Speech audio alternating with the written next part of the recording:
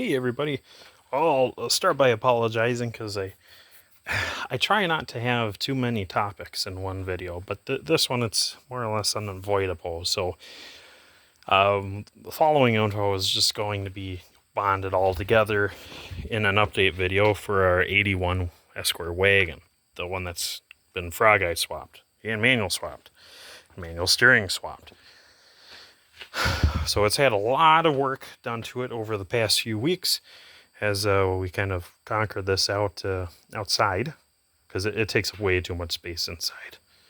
And we are slowly clearing out the shop for the year, which is great, you know, before winter comes around and we get buried in snow. But there's just not enough space to dedicate to the car while that's going to spend its life outside. Or at least right now, at least. Anywho, so we did go through and we did start the frog eye conversion, and it's actually complete. I've done all the wiring. I have mounted the nose cone. It's just not on right now because the bumper needs to come out about an inch, just so that these lower marker lenses are, closer to the nose cone. Otherwise, things are going to look a little funny. So we've done all of that. What it entailed for wiring was extending the wires for the lights. So that means the headlight light, it was previously like barely inside the existing bucket, which I have left behind. So this whole conversion is totally reversible should I ever want to put the Escort front end back on here. All I have to do is just take the excess wire, stick it back through the hole, and then this still plugs into the headlight, no problem. I also had to extend the marker lights. Now on the Escort, it only has a corner light here. I'll show you. So these are the headlight buckets. You get one per side, and you have amber or orange lenses out on the corners. If you have a Lynx, they're white, clear. But on an Escort, you get the amber lenses, and you have a 2-filament bulb go into it. One of the filaments is going to be your running light. That's on whenever your lights are on. The second one is going to be your turn signal light. Now the EXPs, they got the same thing out front here in the frog eye nacelle. These little orange lenses underneath the headlights. Those do the same exact thing. When your headlights are on, those orange lights are on. Those are your running lights. And at the same time, if you turn on your blinkers or your hazards, the respective one will also flash. So it's got both of those going on. In addition, because these are not on the absolute corner of the car like you see here, it was required that the cars have running lights on the fender sides. So that's what this orange lens is for. So I did, after I extended the wire, because it ends right up in here where the corner of the car would be. I had to extend that down a little bit more than a foot, like 14 inches. And then I had to run the light connector for the fender marker lights all the way to that same plug, and then make sure I connected it to the right filament. Should you find yourself doing this conversion, basically all you have to do really is just match up the colors. For the headlight, it's just straight up. You'll see the 3 colors. Just add your extensions. Make sure you're wiring them to the right colors. But for the marker lights, that's where you do have to pay a little bit of attention, because like I said, one filament is supposed to be on all the time, and I believe that to be the more dull of the two. And then the other one is supposed to be the flasher, and I think it should be brighter of the two. So you gotta make sure you have that right, otherwise you are not going to get running lights in this corner. You will still get the flashing blinker, and that is not its intended purpose. So how you do it is, like I said, you just connect the colors on these cars, at least for the earlier cars. So 81 through 83 for sure, possibly even years after. The brown is your 12 volts from the blinker module, and then black is the ground for everything. So as long as you hook up brown to brown, black to black, Boom, done, golden, foolproof, huh? It's pretty nice. But you gotta make sure that's plenty long enough here. When I add on my bumper extensions, I should have just enough rope where this isn't straining itself. But we'll double check before we add the extensions and start clocking miles. The other change we had to do wiring wise was for the transmission. This car previously had an automatic. It's sitting right over there. Automatic transmission, and with the automatic trannies, there is a different switch than what the manuals have. The manuals way down there have a little 2-wire switch. Actually have the, I think this would technically be the female connector for it. Up here I had repinned it with fresh wire, and then what will happen is I'm going to snip the automatic wire off. The automatic connector is going to go with the transmission so it doesn't get lost, and then these two will be soldered in place of the reverse switch. Because the manual transmission, the only electrical anything it has in it is just a wire in and a wire out for the reverse lights. And they're not even polarity specific because it's literally just a one pole on and off switch. When you go into reverse, you close the switch, you turn on your brake lights. That's all there is to it. For the automatic, it has that function, which is the middle of the 2 wires. They're separate colors. I think one is like green and the other's pink or something like that. Yeah, you can see here, it's these 2 kind of blackish looking ones. They're just so covered in oil, but you can see the one's like kind of green and the other one is kind of pink or purple. So those are the ones that you have to run to your reverse switch. And then the outermost 2, you can see they're both a tan or a pretty light brown. The outermost 2 out of the 4, so the ones on the ends, those are the ones that you will be jumpering together if you have a manual transmission. Those 2 pins on this 4-way connector. So remember I said that the inner 2 is the pair for the reverse lights, while the outer 2 is the pair for your starter solenoid cutout. Because in the automatic, you don't want it to be starting your engine in gear, so they put in a switch. Here's that switch, and it does everything. It does your reverse lights, and it does the starter solenoid disconnect. Anyways, so that interrupts your power going to the starter, so you can't crank the starter when it's in, any driving gear. So you can only use the starter when you're in park or neutral. If you're in reverse drive, 2 or 1, you're not going to be able to use the starter. If you have an automatic car, that's something you'll want to make sure you implement into your car. I don't know how to go about doing that. You will have to refer to the wiring diagrams. I will try to get a Google document with a couple scans of my wiring diagrams, the related ones, so you can see what's involved as far as the reverse switch conversion, and of course the starter solenoid cutout. So what I have to do is I have to jumper the 2 outermost wires and make sure those 2 innermost wires go to my reverse switch. But aside from that, my wiring will be completed for the automatic to manual conversion. And then the only steps that I have left on the car is to put in my radiator fan and then hook up my transmission or my clutch cable. The reason why it's not connected is you can see on the lever it says fill. I had the axles out of this transmission, so I took that time to drain it out, because once you pull out the axles, all your fluid comes out, or about 3/4 of your fluid comes out anyway. So I just drained it, had it empty for a while, so now I need to refill it before I attempt to drive the car.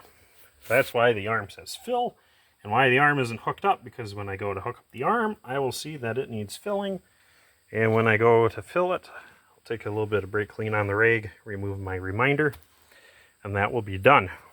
Once that's done, Then I will be able to hook up my ignition coil, and we'll be a-okay. There are a couple little doodads here and there. Like I do need to sort out a crankcase breather. And on the inside, I do have to finish trimming up the shift knob and lever, the shifter as a whole. But it is bolted in. And when you put this in an automatic car, you will find that you are missing things to thread it into. What it's supposed to take, I'm looking around to see if I have any handy. There will be a total of 4 round holes, and then next to each of them is a square hole. The square hole is where you insert one of these kind of fender nut things. You insert it through the square hole and you push it through so that it fully encloses the round hole, and then that round hole will be where your bolt goes in. And then now you're able to accept M6 bolts, and then boom, your shifter linkage is hung.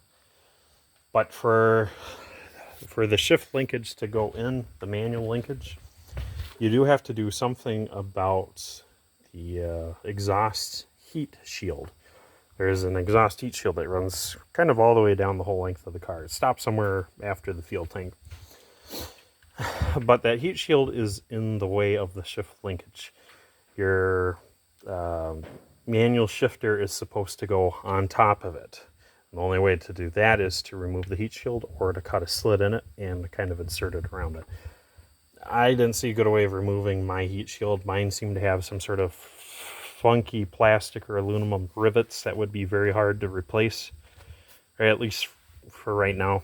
So I chose to cut a slit in the heat shield, and then I slipped the shift linkage around that. That's going to be perfectly fine.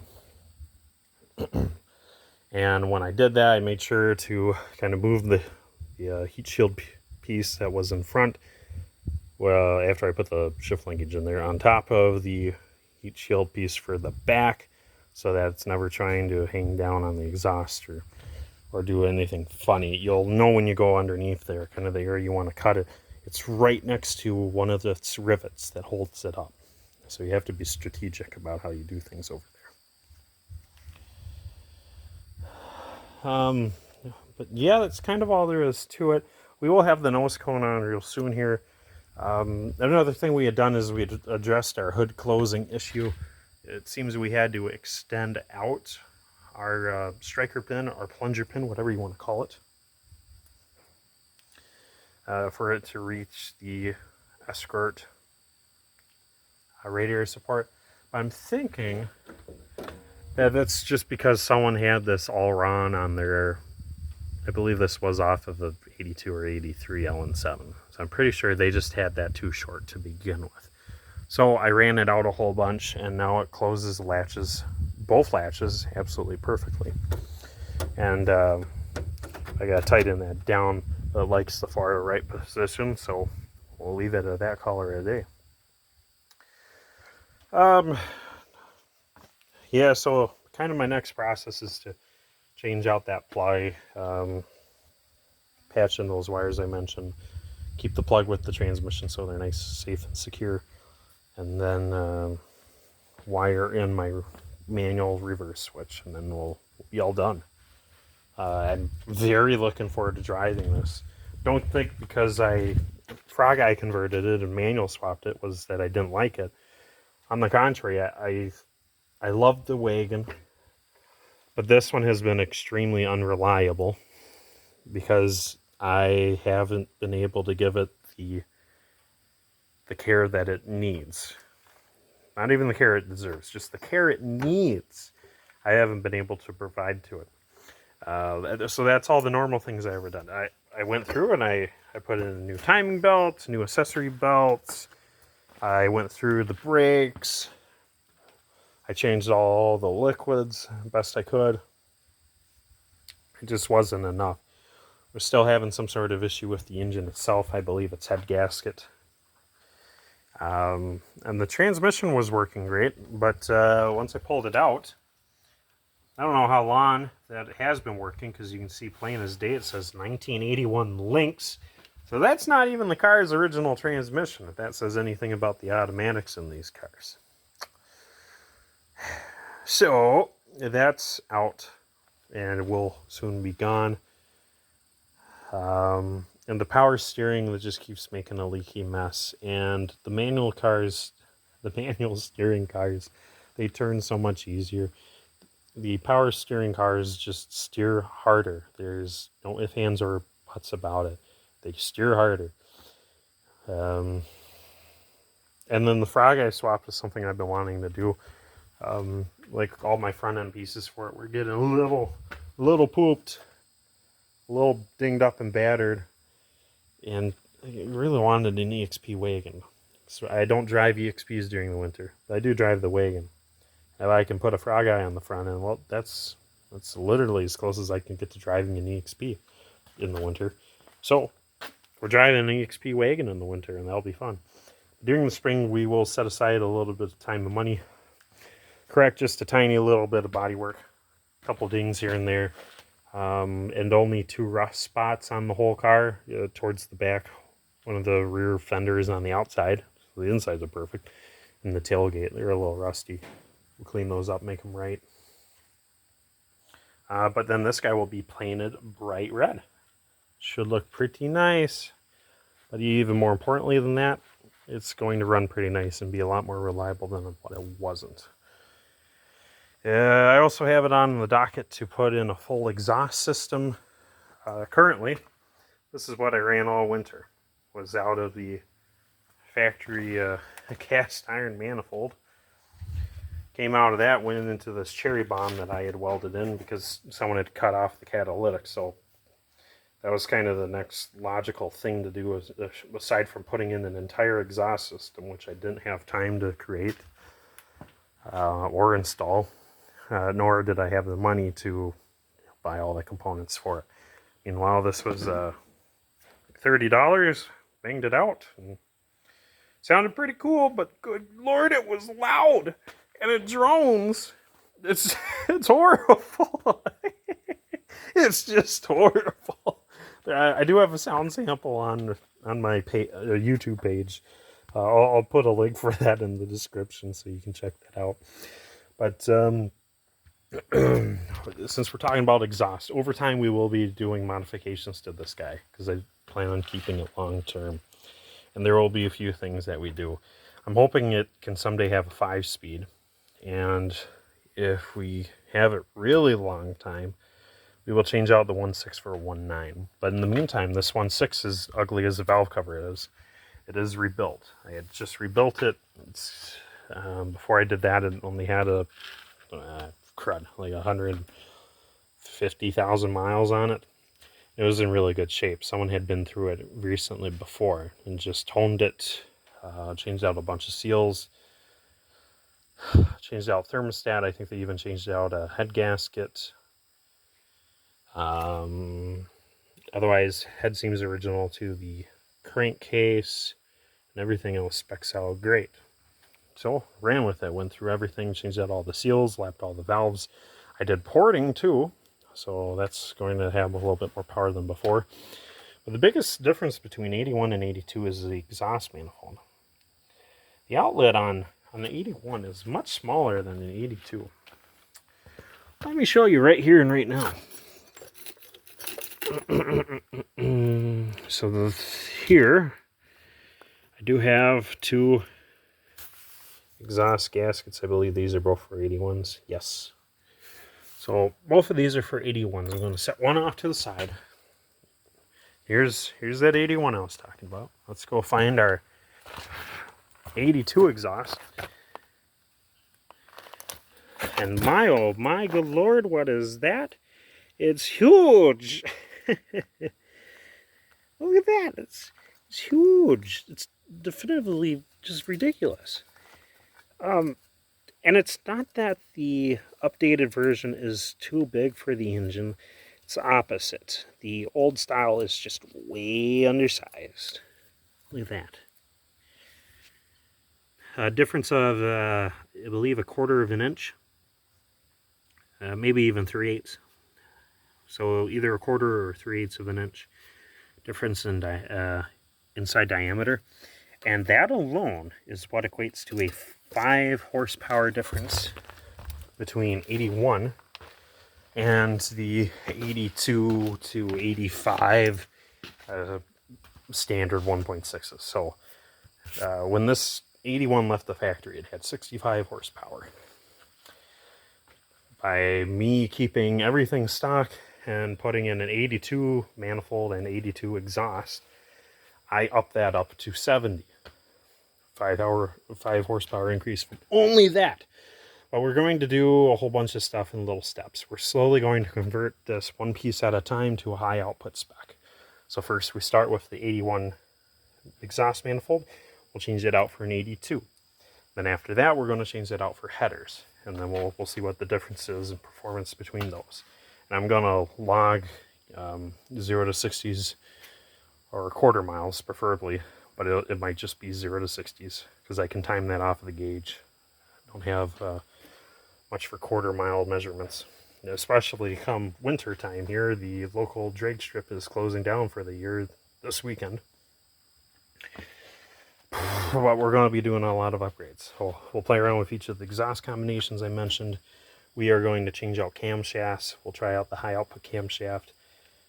Next time the engine needs any kind of service, or if I want to tweak the porting or play with intake manifolds or whatever, the head will come off. We will put in the high compression pistons. And somewhere along the line, we will change out the carb from the base model to the high output, where the secondary bore is just 2 millimeters larger. And then after all of that, we'll kind of be caught up. One thing I can't do is put in a high output intake intake airbox and snorkel. The snorkel and airbox primarily. It actually does already have a high output intake. I had ported the head to match that, so we have that in there. So this should have more top end than before. But the stock cam is pretty tragic. It does not flow worth a darn. So its top end is going to be limited. It's mostly going to be a bit of a torque meister. But we will eventually change that. That cam will not be living in there forever. But what I was saying about the airbox is these 81s, they have 0 provisions for the high output airboxes. The dual snorkels. But all of the 82s on up do. They all had some sort of oval in this vicinity, oval opening. And that's where an additional snorkel would come off of the airbox, kind of come down here. And then right between the battery and the radiator, whoop, straight out the radiator support. So we'll try doing something similar. Being I'm not using the Escort headlights anymore, I can run something through the headlight hole instead. I think that's going to produce comparable results. Because as I start upping the power of the engine, the factory snorkel is going to become a restriction. That's something to keep in mind too. But because we drive it during the winter, we need to retain that. Also need to retain the heat shield. One of the things I have to do before I put this into winter service is double check where the vacuum line is supposed to go for the shutter door to the carburetor. I don't think it goes to the intake manifold. I'm pretty sure it only goes to the carb. And then get that squared away so that when we fire it up, when it's last winter, this guy had seen some really freaking cold service. It had seen some minus 20 and minus 30, even some minus 40 degree weather last year. A lot of minus 20 degree weather. We need to make sure that we have some warm air going through the intake until the coolant starts warming up. Because if the coolant doesn't warm up, then we can very quickly ice the carb, and that would be a big problem. That's not something I want to deal with when it's minus 40 degrees out. So we have to take all the necessary precautions to cover those bases. That's why the engine modifications aren't going to be crazy severe. I'm not worried about a crazy aggressive cam profile ruining my dependability of this thing or the drivability on the street. Negative. That won't be an issue. what will be an issue is me having icing carbs with how cold it gets here in Wisconsin. Sure, we do have EFI engines we can swap in here and setups. That takes a lot of time. I'd have to gut an entire car. I don't have an EFI harness ready to go, so that would definitely take some royal time. So that has to wait. In addition, those aren't very reliable. Should I have any issues with this, I can always limp it home with a lawnmower battery and a spray bottle of fuel. If that's what it takes, I can do that. I can implement something like that on the side of the road. If I have an issue with the fuel injection cars, ooh, you're screwed. You're really screwed, at least until you get home. Once you get home, then you can do whatever diagnosing you need, order up whatever parts you need. But we're talking like fuel pump issues, ECU issues, oxygen sensor issues, throttle position sensors, mass airflow or vane meter sensors, all these things that you can't work around should they fail. Even the TFI chip that these early cars don't have, and all my later manual cars, those are getting swapped out. We aren't going to use those anymore. These Durasparks are a little bit more reliable, so we'll stick to those until they're problematic. If those become problematic, you'll start seeing MSDs in all these guys. Until then, I think we'll be in the clear. So it's kind of the things we need to worry about, and things for you guys to think about long term too. Hey, the cold freaking weather, block heater, boom, handy. That panned out great last year. I was amazed it worked, and I was amazed at how well it worked. It freaking works. It does its job. When it's minus 40, that block will be, well, I won't say warm, but it won't be minus 40, and that's extremely important. Yeah, so that's kind of the state of this guy. We're hoping to have it all buttoned up, clean up sometime soon. There's going to be a lot of videos on this guy throughout winter because it has no sound system. We're going to add that. Right now it has no shifter or shift boot. We're going to add that. The dashboard needs cleaning up. We might do something about that. The sunroof I want to get working again, so we'll do something about that. I have a few more window seals to change out. We'll do those. Just a whole bunch of doodads. But as of right now, it's at least going to be mechanically sound. So after that, it's just a matter of making it presentable and making it nice to live with. But right now, it's at least going to be reliable. And boy, it's going to run. So I'll let you guys be. Like I said, keep an eye out for updates on this. If you have any questions or comments, feel free to leave them behind. I do see those and respond to those as quick as possible. I'm not the fastest this time of year, but as soon as snow comes around, I ain't got nothing better to do. So I'll gladly talk shop. One thing to address, I know we get a lot of viewers from outside of North America. I love that, and I help all the way I can. But there are some topics and you'll just have to understand that I can't help with. If there's anything relating to EFI in the European cars or African cars, I'm not your guy.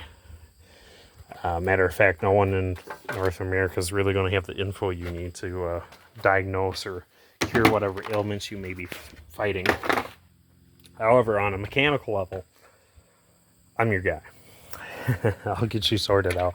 And then same with any basic wiring concerns or issues. But for the most part, you guys usually have those figured out. I'm hoping I can do something this winter about scanning in all of my wiring diagrams. So I have all of them. Well, almost all of them. I should disclaim that. I'm hoping I could scan those and make them useful to everybody. People are always asking me about those, and I always keep making the promise that I'll do it. Well, money and time will not be an issue during this winter. So I am happily to finally be held to those promises like I ought. So get to those hopefully sooner than later because I need them even. I'm tired of my grubby hands staining the paper copies, and I'm tired of risking that happen with the paper copies. So